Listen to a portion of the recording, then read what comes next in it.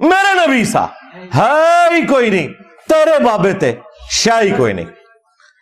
بایزید بستامی کے ماننے والے، یزید دے ابے دے منڈے والے، جو یہ بکواس کرتا تھا بھونکتا تھا، جو یہ بکواس کرتا تھا بھونکتا تھا۔ جی ابھی پتہ چل جاتا ہے بکواس کون کرتا ہے، بھونکتا کون ہے۔ تو جد و جہد ہم ہی تو کر رہے ہیں، جب وہ آئے گا ایمبریونک سٹیج کے اوپر بچے کی یونیورسٹی نہیں ڈیسائیڈ ہو سکتی، ابھی تو جنین کی شکل میں ہے یہ بچہ۔ دعوت کے حوالے سے نبی علیہ السلام کے زمانے سے زیادہ سخت وقت ہے ہم پر، نبی علیہ السلام کے زمانے سے زیادہ سخت وقت ہے ہم پر۔ نبی علیہ السلام جب مکے میں تھے آپ کے مخالفین کون تھے؟ کافر۔ کلیئر تھا نا یہ مسلمانی کافر۔ ہمارے مخالفین وہ ہیں جو ہمیں کافر سمجھتے ہیں اور خود کو زیادہ بڑا عاشق رسول اور مسلمان سمجھتے ہیں۔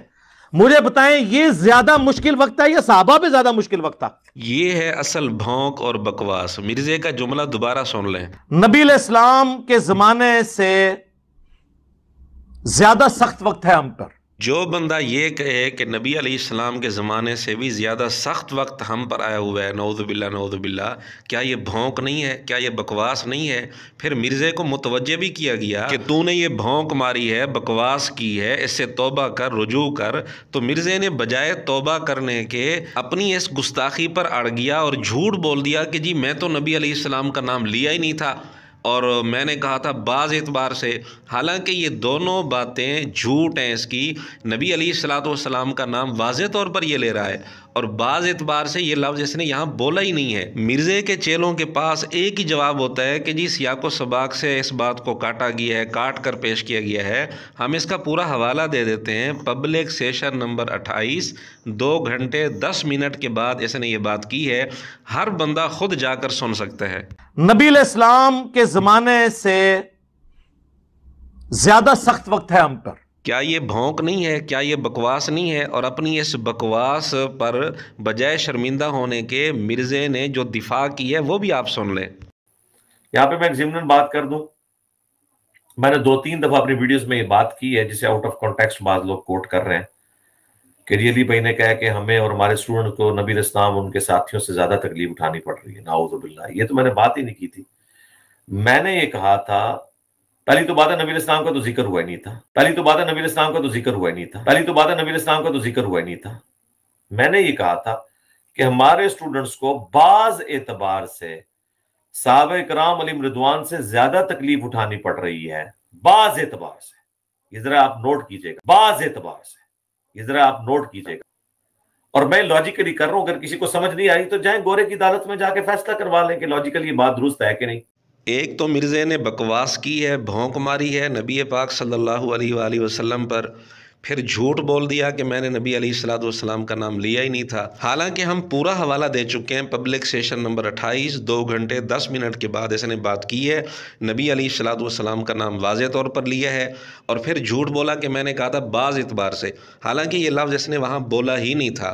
پھر کہتے ہیں مقدمہ گوروں کی عدالت میں لے جائیں، گوروں کی عدالت میں۔ واہ مرزا واہ، بھونک ماری ہے نبی پاک صلی اللہ علیہ وآلہ وسلم کی ذات پر اور مقدمہ گوروں کی عدالت میں لے جائیں۔ یہ کون سی آیت ہے، یہ کون سی حدیث ہے کہ جب جھگڑا ہو مقدمہ گوروں کی عدالت میں لے جانا؟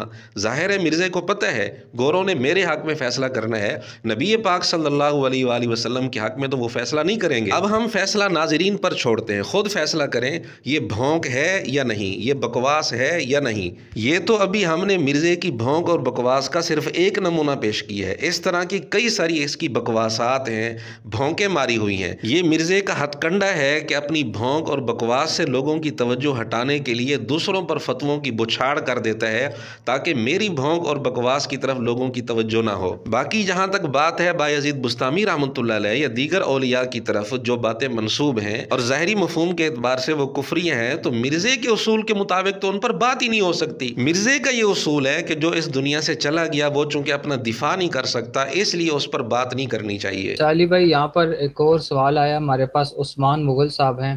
امام نسائی کے آخری وقت کا واقعہ جو امام صاحب نے بیان کیا، اہل حدیث اور زبیر علی زئی اس کو غلط کہتے ہیں، لیکن امام صحیح، یہ کیا وجہ ہے؟ اس کو سند بھی نہیں ہے، پلیز آنسر، پلیز نہیں سند تو سند ہے، میں نے وہ ساری تحقیق زبیر علی زئی صاحب کی پڑھی ہوئی ہے. اب چونکہ شیخ زبیر صاحب اس وقت ہمارے سامنے موجود نہیں، وہ اپنا دفاع کر سکیں، اس لیے میں اس ٹاپک کو اس طرف نہیں لے کے جانا چاہتا. یہ تو مرزے کا اصول ہے کہ جو اس دنیا سے چلا گیا وہ چونکہ اپنا دفاع نہیں کر سکتا اس لیے اس پر بات نہیں کرنی چاہیے.